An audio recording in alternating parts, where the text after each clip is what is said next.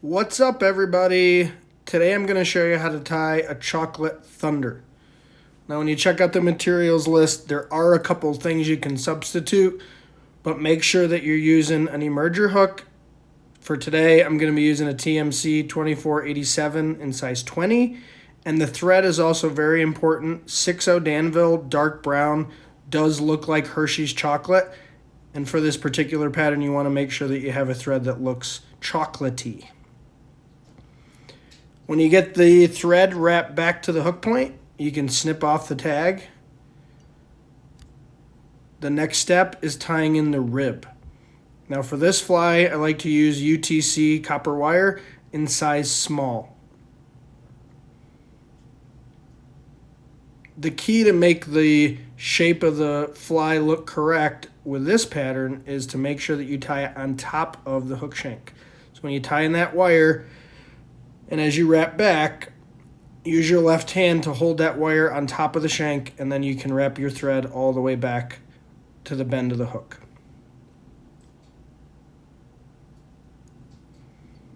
When you reach that point, wrap your thread back up behind the hook eye and give yourself a little bit of space to tie in the foam. Now, because I'm using a size 20, it's usually going to be about 4 or 5 turns of the wire to make the rib. Now this fly represents midges. It also can represent Baetis, and the blue-wing olives are starting to come off around the country, and this is a great little emerger pattern to imitate both of those things. When you get the wire back up behind the hook eye, use a couple of thread wraps to lock it in, and then use your left hand and get your bobbin up against the hook, and you can give some leverage here, and then you can twist off the wire. The next step is to tie in the foam. I like to use razor foam translucent white in 1 millimeter. And normally when I tie these, I'll sit down and tie a bunch of them, so you can cut those little strips of foam ahead of time so that you have the exact width and length of each one.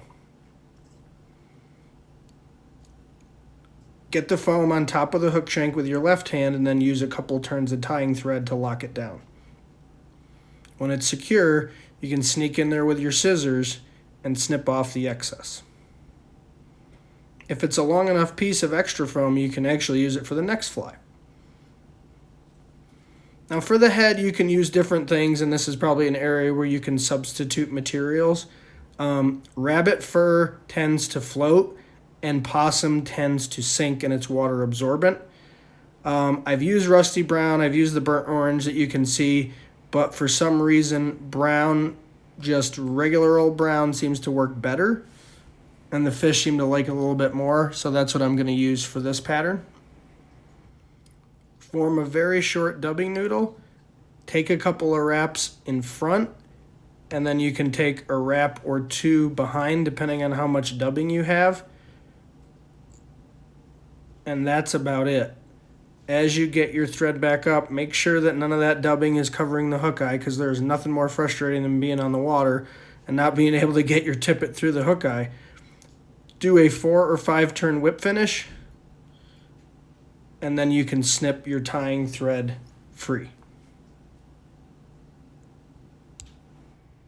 This is a great bottom fly if you're fishing a 2 or 3 fly nymph rig.